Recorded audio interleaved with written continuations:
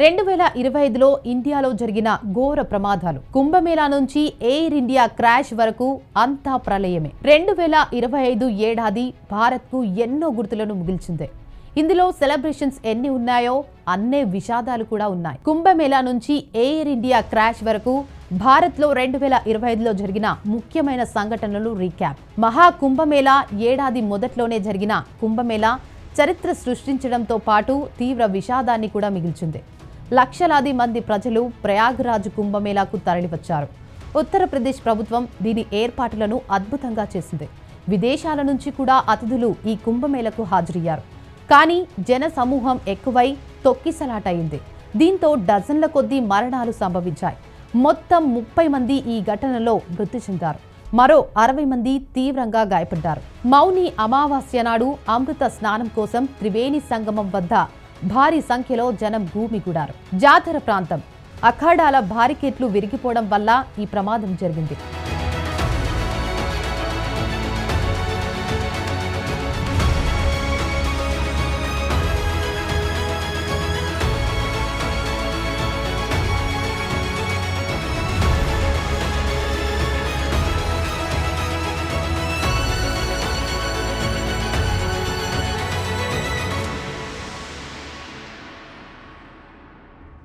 New Delhi railway station తొక్కిసలాట. 2025 ఫిబ్రవరి 15న New Delhi railway స్టేషన్లో అతి పెద్ద తొక్కిసలాట జరిగింది. కుంభమేళా కోసం జనం భారీగా రావడంతో ప్లాట్ఫామ్లు కిక్కిరిసిపోయాయి. అదే సమయంలో ప్రయాగ్రాజ్కు వెళ్లాల్సిన ట్రైన్ రావడంతో జనం మధ్యలో తోపులాట చోటు చేసుకుంది. ఇక ఈ ఘటనలో 18 మంది మరణించారు.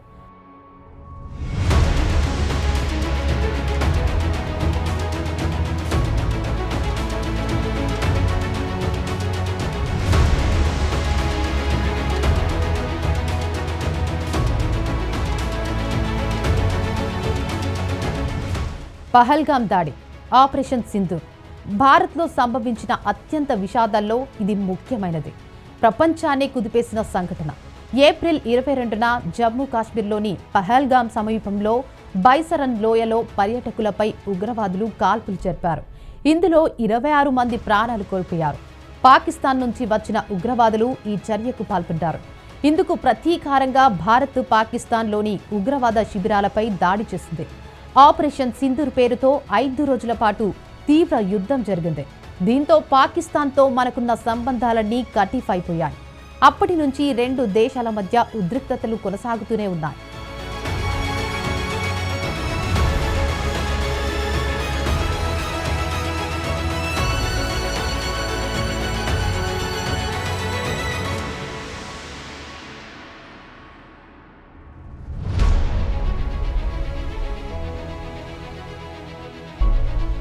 Ahmedabad Air India crash.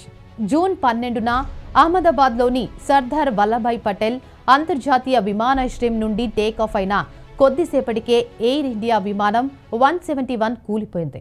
ఈ ఘటనలో ఫ్లైట్లో ఉన్న వారందరూ మరణించారు. ప్రయాణికులతో పాటు సిబ్బందితో సహా 241 మంది చనిపోయారు. దాంతోపాటు విమానం ఒక అహ్మదాబాద్లోని మెడికల్ కాలేజ్ హాస్టల్పై కూలిపోవడంతో అందులో ఉన్న డాక్టర్, విద్యార్థులు 19 మంది సైతం ప్రాణాలు పోగొట్టుకున్నారు.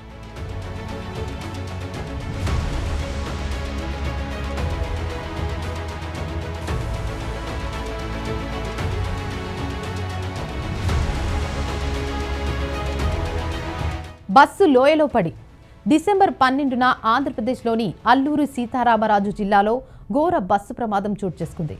ప్రయాణికులతో భద్రాచలం నుంచి అన్నవరం వెళ్తున్న ఓ ప్రైవేటు బస్సు లోయలో పడింది. చింతూరు నుంచి మారేడుమిల్లి వెళ్లే ఘాట్ రోడ్లో ఈ ప్రమాదం జరిగింది.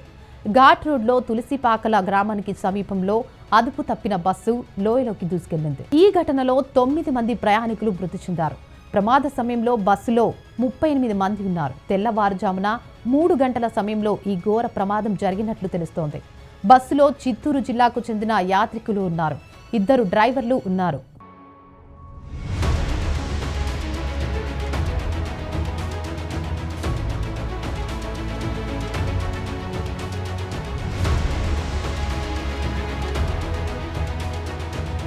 కరూర్ బెంగళూరు ర్యాలీ తొక్కిసలాటలు 17 ఏళ్ల నిరీక్షణ తర్వాత మొట్టమొదటిసారి ఆర్సీబీ కప్ను గెలుచుకుంది. అయితే ఆ ఆనందం ఎక్కువ రోజు నిలబడలేదు. టోర్నీ గెలిచాక ఆర్సీబీ బెంగళూరులో విజయోత్సవ ర్యాలీ నిర్వహించింది. బెంగళూరులో జరిగిన ఆర్సీబీ పెరేడ్ విషాదంగా ముగిసింది. చిన్నస్వామి స్టేడియంలో జరిగిన తొక్కిసలాటలో 11 మంది చనిపోయారు. 52 మందికి గాయాలయ్యాయి. 18 ఏళ్ల తర్వాత ఆర్సీబీ కప్ గెలవడంతో భారీ సంఖ్యలో అభిమానులు చిన్నస్వామి స్టేడియానికి వచ్చారు.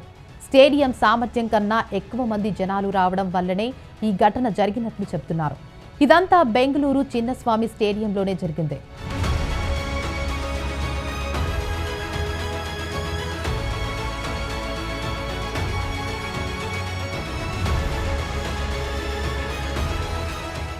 తమిళనాడులో విజయ్ సభ తొక్కిసలాట. తమిళనాడు నటుడు, రాజకీయ నాయకుడు విజయ్ దళపతి తమిళగ వెట్రి కలగం కొత్త పార్టీ పెట్టిన సంగతి తెలిసిందే.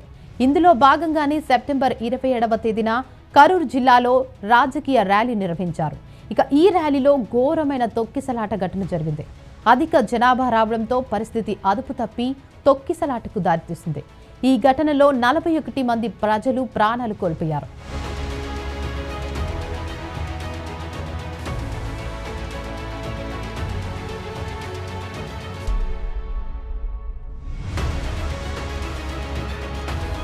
తిరుమలలో తొక్కిసలాట 2025లో ఆంధ్రప్రదేశ్లో ముఖ్యంగా 3 ప్రధాన ఆలయాల్లో దుర్ఘటనలు జరిగాయి. ఈ ఏడాది తొలి నెల జనవరిలోనే తిరుమల శ్రీ వెంకటేశ్వర స్వామి ఆలయం వద్ద వైకుంఠ ద్వార దర్శనం టికెట్ల కోసం జరిగిన తొక్కిసలాట సందర్భంగా సుమారు 6 భక్తులు మరణించగా మరో 40 మంది దాకా గాయపడ్డారు. ఇక ఈ ఘటన యావత్ రాష్ట్రాన్ని తీవ్ర దిగ్భ్రాంతికి గురిచేసింది.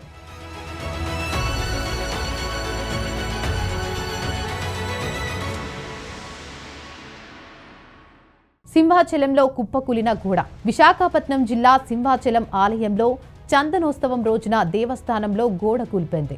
ఇక ఈ ప్రమాదంలో 7గురు ప్రాణాలు కోల్పోయారు. 2 గాయపడ్డారు. ఈదురు గాలులతో కురిసిన భారీ వర్షానికి అక్కడ కొత్తగా నిర్మించిన గోడ క్యూ లైన్లో ఉన్న భక్తులపై కూలిపోయింది. ఈ ప్రమాదం నుంచి 4 మాత్రమే బయట పడగలిగారు. చనిపోయిన వారిలో 8 మంది చిన్న పిల్లలే. అలాగే నవంబర్ 1వ తేదీన శ్రీకాకుళం జిల్లా కాశీబుగ్గాలో వెంకటేశ్వర స్వామి ఆలయంలో తొక్కిసలాట జరిగింది. మెట్ల రైలింగ్ కూలడం ద్వారా సుమారు 9 మంది భక్తులు మరణించారు. 20 మందికి పైగా గాయపడ్డారు. ఇక ఈ ప్రమాదాలు ఆలయాల్లో భక్తుల భద్రతపై తీవ్ర చర్చకు దారితీస్తాయి.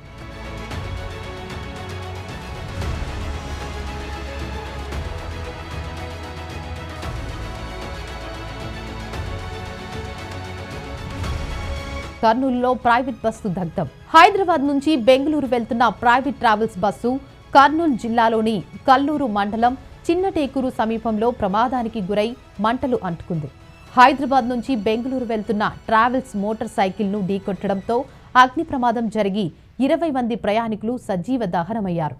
ఈ ప్రమాదం ట్రావెల్స్ బస్సులో ప్రయాణికుల భద్రతపై తీవ్ర చర్చకు దారితీస్తుంది. తాండూరు బస్సు ప్రమాదం. తెలుగు రాష్ట్రాల్లో వరుస బస్సు ప్రమాదాలు ప్రయాణికులను ఆందోళనకు గురిచేస్తున్నాయి.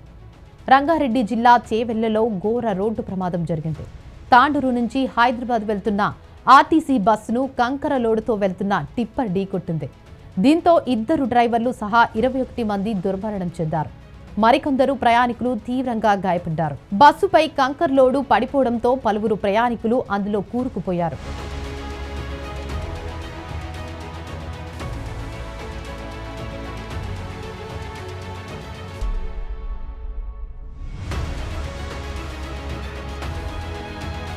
ఎర్రకోట బాంబు పేలుడు. ఢిల్లీ ఉగ్రదాడితో మొత్తం దేశమంతా ఒక్కసారి ఉలిక్కిపడింది. ఎర్రకోట దగ్గరలో పేలిన బాంబు దాడిలో ఇప్పటి వరకు 13 మంది చనిపోయారు. మరో 20 మంది తీవ్ర గాయాలతో చికిత్స పొందుతున్నారు. ఇక ఈ బాంబు దాడి వెనుక ఉగ్రవాద సంస్థ జైషే మొహమ్మద్ హస్తం ఉన్నట్లు తెలిసిందే. దీని వెనుక ఉన్న ఉగ్రవాదులు దాదాపు 20 మంది ఎన్ఐఏ అదుపులోకి తీసుకుంది.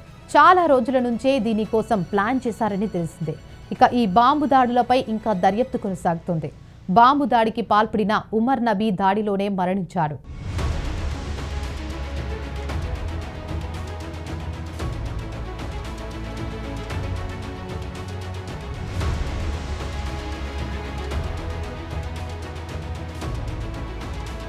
Delhi air pollution. ఈ ఏడాది ఎప్పుడూ లేనంతగా ఢిల్లీలో గాలిలో నాణ్యత క్షీణించింది. 4 నెలలుగా అక్కడి ప్రజలు ఎయిర్ పొల్యూషన్తో నరకం చూస్తున్నారు. ఢిల్లీ ఎయిర్ క్వాలిటీ 400కు వచ్చేసింది.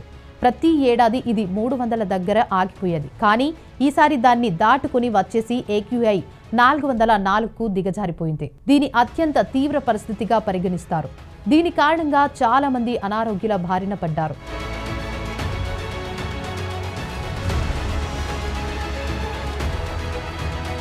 ఇండిగో సంక్షోభం.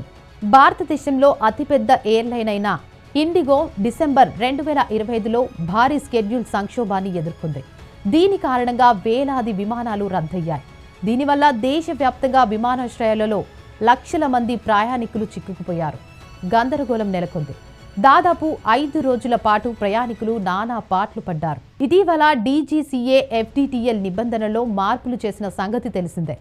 పైలట్లు సిబ్బందికి వారాంతపు విశ్రాంతిని 36 గంటల నుంచి 48 గంటలకు పెంచింది. నవంబర్ 1 నుంచి ఈ నిబంధనలు అమల్లోకి వచ్చాయి. అలాగే రాత్రి సమయంలో ల్యాండింగ్స్ను పరిమితం చేసింది. ఇవన్నీ నవంబర్ నుంచే అమల్లోకి వచ్చాయి. మిగతా విమానయాన సంస్థలన్నీ కొత్త రూల్స్ ప్రకారం అన్ని సర్దుబాట్లు చేసుకున్నాయి. తమ విమానాల డ్యూటీ పరిమితుల నిబంధనలకు అనుగుణంగా మార్చుకున్నాయి. కానీ ఇండిగో సంస్థ మాత్రం నిర్లక్ష్యం చేసింది. దీంతో ఒక్కసారిగా ప్రాబ్లం పెద్దగా అయింది.